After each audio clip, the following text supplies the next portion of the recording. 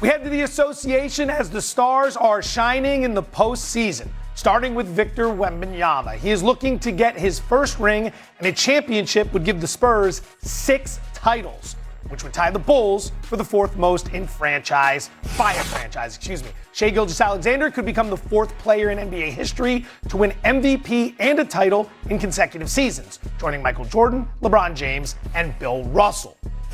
Jalen Brunson is taking the Knicks back to the finals for the first time since 1999. With a championship, he could do something no Knicks player has done since 1973.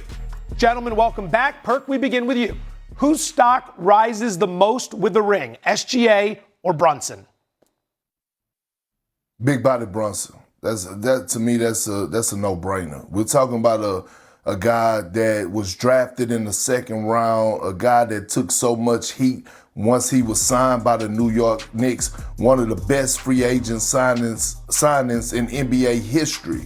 And look, when you talk about tough markets to play in, I played in Boston. I know what it feels like to be in that market. New York is a different beast. When you talk about sitting at a different table, if he goes out and win this championship, joining the company of Isaiah Thomas and Steph Curry for small guards, getting it done, leading their teams to winning the championship. When you talk about where he's going to rank for as an all-time great, somebody in that top 75 got to move aside. Big body Brunson win this NBA championship, somebody got to move aside in that top 75. What he has done in the New York Knicks uniform has been nothing but a beautiful thing to see. He wins this NBA championship. He joins the company of Isaiah Thomas and Steph Curry. Somebody in the top 75 have to move out. And Jalen Brunson now becomes one of the best athletes ever in the New York area. I didn't mention him in the question, but the answer is Wemby. If you're going to put it between Wemby, SJ, or Brunson, I don't even think it's close. I like the answer for Brunson. I think you make a compelling case. But if you envision a world in which Wemby goes on to beat OKC, trailing 3-2 in the series right now, and then beat the Knicks in the finals, think about that world we're living in. He's 22 years old. He'll have won his first chip before Bill Russell, Tim Duncan, Larry Bird, Steph Curry, LeBron James, Shaq. The list goes on and on. Now, 2 stars that won a ring before him, Magic Johnson and Kobe Bryant, they had star power help. Magic had Kareem. Kobe Bryant had Shaq. Wemby is the number 1 option in San Antonio. He's the reason. He's the big ticket option. This OKC team 1 year ago, we were talking dynasty with them.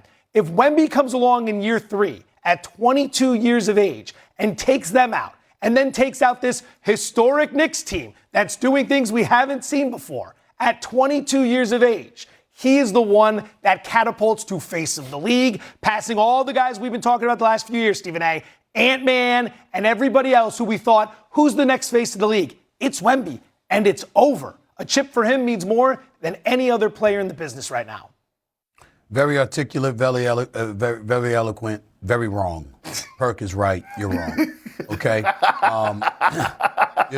Listen.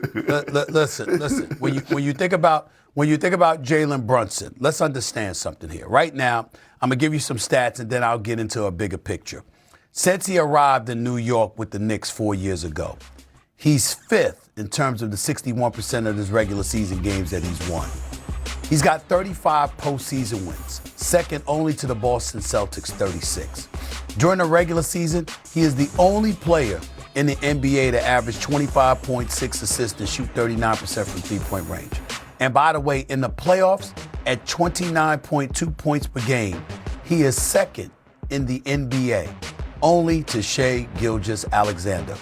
This is a second-round pick who was a reserve, who the Dallas Mavericks were hesitant to give $53 million to. This is a guy that ended up signing with the Knicks for $100 million, $104 million. And there were some people saying that he was probably overpaid.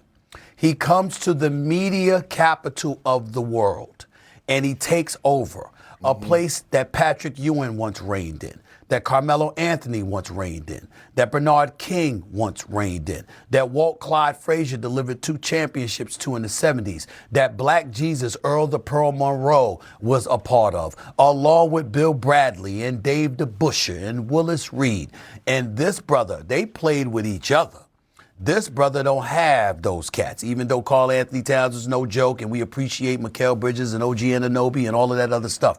What they were in the 70s are not what these guys are. These guys are not in the year 2026 what those guys were considered to be in the 1970s, okay? So you got all of that as your backdrop. But then you bring into account it's New York. You bring into account it's the Mecca. You bring into account the age of Wemby is already here, Joe. He's already the face of the league. He's already a superstar in the league. He's already been deemed the future. You understand? And he's and not only that, say what you will, but he's 7'5".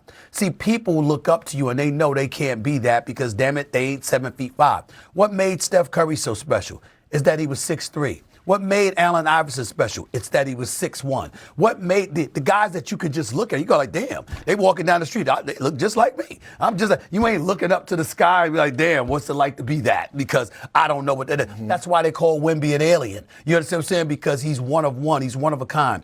For Jalen Brunson to come into the New York market, a market, by the way, that was hoping and anticipating that the combination of Kevin Durant and Kyrie Irving would be the ones here instead of him. And to do what he has done and to watch the maturation, it's not like he just all of a sudden showed up, got in the first round. They lost in the conference semifinals. They lost in the conference finals. And now here they are in the finals. That's been the path, a constant level of ascension, leaning on the leadership of a dude that was supposed to be a role player. And instead, he's been a superstar in this league. And at a time when we're looking at a guy 7'5" and everybody's talking about he's the future, if you are Jalen Brunson, you become a champion under one of two conditions. If you knock off the 7'5" alien, or you knock off a reigning two-time league MVP and NBA Finals MVP and NBA champion who is considered the best in the business at his position, 6 inches taller than him. It's one or the other. And if he pulls that off for New York, there is nothing bigger than that. And it would actually save the NBA, and not that it needs saving, but save the NBA, Big Perk and Joe, in this regard. Rather than looking up and marveling at Victor Wembanyama and saying, how are we going to deal with that? A 6'1" dude showed you could eclipse them all if you lead and play the right way, which means the Darius A. Cuff Jr.'s coming out of college, who I interviewed yesterday. The Mikael Brown Jr.'s out of Louisville, who I interviewed from Louisville the day before. You know, the Darren Petersons of the world, the A.J. DeBonzas of the world, the Caleb Wilsons of the world. Let's go. There's hope, because if Wemby wins, then it's like, damn, how we going to figure that out? If Brunson wins, you don't have to ask how you figured it out. The path has been shown. That's what he brings to the table, and that is immeasurable. So now all of a sudden we're just going to have a bunch of 6'1" guys running around the NBA dominating? Is that what this? No, it inspires you and me to go play in the NBA? No, but anybody who can't have that, you're not hopeless now. That's the point. You can't have that. Hope for the NBA. It's not everywhere. I'm just saying, it's going to be, if you beat them, yes. If you can't beat them, I mean, damn, that's a lot to look at. You got to look up at 7'5" with his skill set all the damn time. You're like, damn, how are we going to overcome this? But if it is overcome by a 6'1" guard, that says a lot about what other teams should be able to figure out doing down the line. Herc, final word. Yeah, and listen, every time we're able to get a one-up, we need it.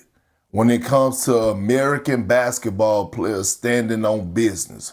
Because as we know, the MVPs have went to, the overseas guys, guys that are non-American basketball players.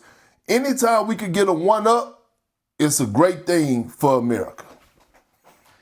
So genetics and patriotism is the argument for Jalen Brunson. It's hard to argue with that, gentlemen. Hard to argue with that. So we're going to move to